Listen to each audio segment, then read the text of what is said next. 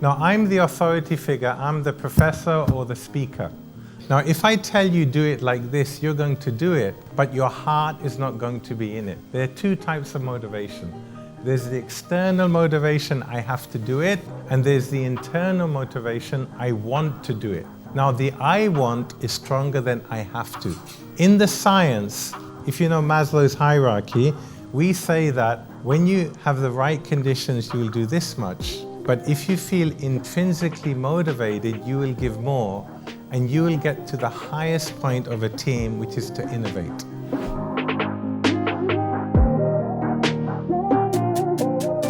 Now, what are we going to talk about today? Hopefully the slides will come back in a minute. We're going to talk about how to manage diversity, how to manage in a fast-moving world, and the basic question is about culture. What is the culture you have to make in your organization to be successful? Now, this is a very complex thing. There are many factors to this. We're going to look at some of them. So I put this behind me because I work a lot at University. That's one of our buildings. I also put this name, Kiron Salud. Salud means health, because I nearly died because of COVID in 2020. Now, I put it there for a reason, not my own story, but there's something about company culture we have to think about is how we look after people, well-being. And there's a subject that I'm very concerned about is mental health. If we don't look after our teams, how are they going to give the best of themselves? And COVID was terrible for everybody, but one good thing it did, it made us talk about things like mental health. I'm also Asian origin. These things are a bit taboo. But how you make the culture of your company can define your success. And you have to think, what does success mean for you? For me, it's very interesting examining companies. You have two companies who are very similar product, similar investment, similar number of people. How come this one is doing incredibly well and this one is about to go bankrupt? Apart from the other business factors, the culture of the company could be a part of success. Do people feel valued? Are people compensated well enough? Do they believe in the purpose of the company?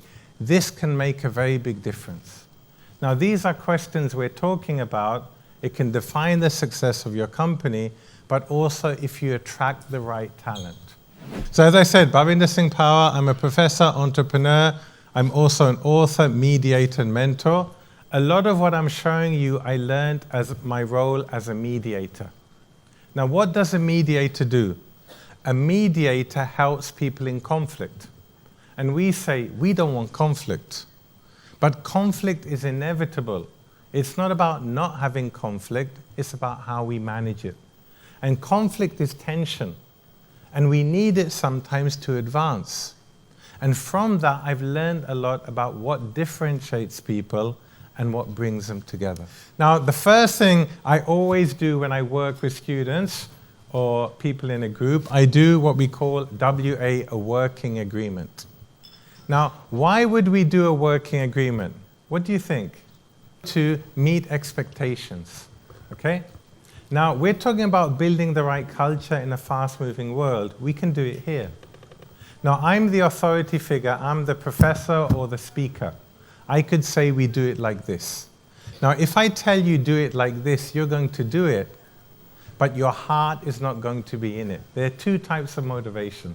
There's the external motivation, I have to do it, and there's the internal motivation, I want to do it. Now, the I want is stronger than I have to. In the science, if you know Maslow's hierarchy, we say that when you have the right conditions, you will do this much. But if you feel intrinsically motivated, you will give more, and you will get to the highest point of a team, which is to innovate. Innovation is a very funky word. We love this word, but innovation is one of the most difficult things to do.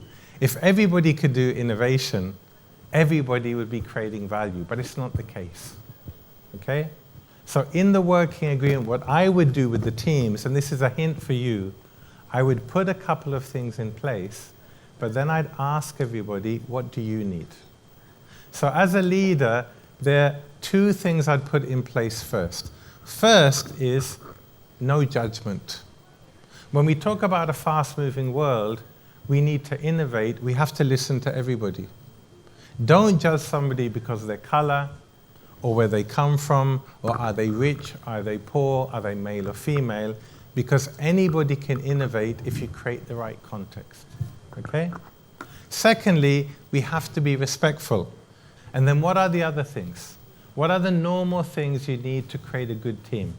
We want values like respect, we want values like collaboration, we want values like trust, and we want values like working together towards the same goals, okay? The problem with these words, they're too big. If I'm working with a diverse team, if we say respect is important, respect means different things for each one. So what do we have to do? We have to ask you, what does respect mean for you? So I was raised in England. Respect is a big one for us was you have to arrive early to every meeting. When I go to Spain, respect is not arriving early, it's maybe not shouting too much. It's different. So if you want to understand people, diversity is very, very subtle. We have to know what it means for each person in the team. Now, if you look at, I've worked in space tourism, and I'll give an example about going to the moon. The objective was going to the moon. But for each person working on it, their personal objective was different. One said, we need to make money. One said, we need to create partnerships. One said, we want to learn. It doesn't matter if the goal is the same, but if you want a team to work, you have to understand what is the goal of each one in the bigger goal. Now, this is my first book. It came out very recently. I didn't put it there for you to buy it. I put it there for another reason. We did a lot of research about how to go digital, how to manage transformation. Everything is transformation. Change is inevitable, but people don't like change. So we looked at three things. We looked at the story of how Financial Times went from paper to digital very successfully. We had interviews with 50 leaders like CEO of Zoom, and we also looked at the academic theory. The incredible thing we found is to manage change, which is everything, and it's also unpredictable, 70% of change is around people skills. Soft skills, we call them, power skills. And only 30% are technical. What is the problem we have? Think about your education. How much of your education was based on technical skills? How much of your education on people skills? Probably more technical than people. But if you want to be a leader and you're very technical, you cannot go very far. Many of the students we receive at our university, they're engineers. And they say, I've come to the highest level of my job as an engineer. What do I do next? The next thing you have to do is to become a leader. And what does a leader mean? A leader means you lead others. There are three levels of leadership. One is knowing yourself. Who are you? Secondly is how you influence a group of people. And thirdly is how do you create value with that? Okay? So what do we do with that? We have to make a decision. We have to try and we have to fail fast. Nothing is sticky today. Okay? So the Chinese word for crisis, and in this you see a crisis, something beautiful is coming out of something not beautiful, something's broken, you have danger and opportunity. This is all the aspect of crisis, and we're constantly living crisis. So if you want to create value, you recognize there's danger, but you have to focus on opportunity. Whenever something breaks, crisis breaks, there's an opportunity. What does the entrepreneur think? The entrepreneur finds opportunity when there are problems. Now, when we use these phrases, we're not saying that you have to start a business. Not all of you want to start a business. you're happy working in a company. But what we say is you have to be an intrapreneur.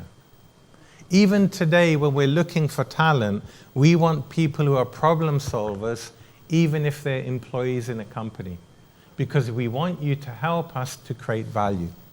The mighty have fallen. When I was young, a big company was Kodak. You remember Kodak? Where are they now? Other big companies, BlackBerry, HTC, Xerox, what happened to these companies? Okay? IBM, they changed, Nokia. So the transformation is important, and when you're a leader, you take the responsibility.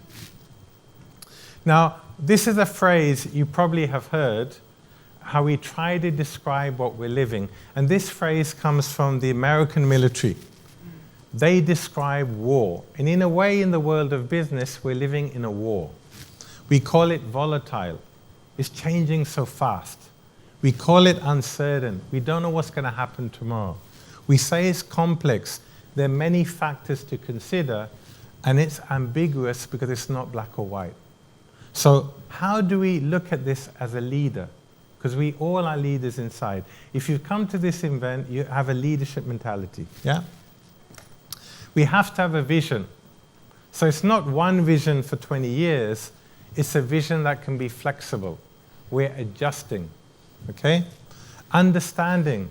They say data is the new oil. We need the data. We need good quality information to make decisions. And then clarity. If you're not clear, you don't know where to go. I love tennis. And recently, Djokovic won his 24th Grand Slam. And one of he said he had clarity of what he wants to do. Apart from the technical ability, he has the mental strength. And that gives him the edge. And then we have to be fast. Nobody can predict the future. So you've got to be able to try things out. So when I work with big companies, they say, failure, we cannot fail. But then you have to think, failure is an opportunity to learn if you contain it. That's why many big companies have an innovation arm separate to the main company where they can try things out. That's why we have open innovation. Big traditional firms give their problems to startups because they have a fresh way of thinking. Okay? That could be the solution. So there's a type of reset going on. I know in my own experience, thanks to COVID, I've changed my priorities, more about mental health, for example. Also, I use this image a lot. I want you to believe that we got onto the moon. I've been very lucky in space tourism. I've worked with astronauts. This is also the year I was born, 1969. And when I ask people, what did they need to get to the moon? Okay? They needed teamwork. They needed collaboration. They needed innovation. They had to fail many times. They needed commitment. They needed courage. They were risking their lives. And of course, they needed the technical part, and they needed to make, the spaceship to go to space. They also needed a clear vision to do this, and this was put by Kennedy. But why did a whole nation agree to spend billions on this? Because there was an emotional aspect. So most of our decision making is based on two things, logic and emotion. Some of you base it more on logic, some of you base it more on emotion, but it's a combination of both. Why was the money easy to get for this? We were in the Cold War.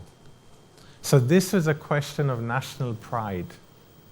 So when you talk about national pride, you cannot give that a price. Okay?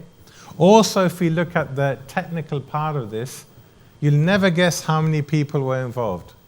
This was 300,000 people from 35 countries working on this project, no internet or Skype. They needed very clear leadership, they needed very clear communication, everybody knew their role, and they did it. Something that is even hard for us to do now. Now, do we think in the combination of technical skills and people skills, a leader has to have both? Do we think that the people skills will become more important in the future? Do we think so? Will the people skills become more important? Put your hand up if you think yes. Okay? Now, why is that? A very simple reason. In this conference, we're talking about AI and technology. What does AI do very well? It tackles the automated task, and it's going very fast. We cannot predict what's going to happen. But there are certain things that humans do better than the machines. So if the machines can manage the automated task, if they can filter through the data, what do we have to do? Let's focus on things that are more human. So empathy. Can a machine show us empathy like a human? I don't think so. In 100 years, I'm not sure. Critical decision making. Can a machine do that? Not very sure. Managing diversity in all its realm. Also very difficult. So what is the message we say, the futurists say? Although we don't know what's going to happen in 100 years, it's going so fast. Let's focus on the things that make us human, that are key to innovation, and let the machines do the rest. Even creativity. Whatever we think about the human, the brain is the most complex organism we know of in the universe. We are making thousands of decisions every minute, and we're conscious of very few. But we need both. Okay? Now, if you're working in a factory, maybe we don't need innovation. But if you're in a tech firm who has a lot of competition, you need to help people to give their best and to come up with new ideas. So the context is everything. Okay? And when we talk about diversity, it's very subtle. As I said, what I've seen is one of the biggest factors is understanding how people work and how they communicate.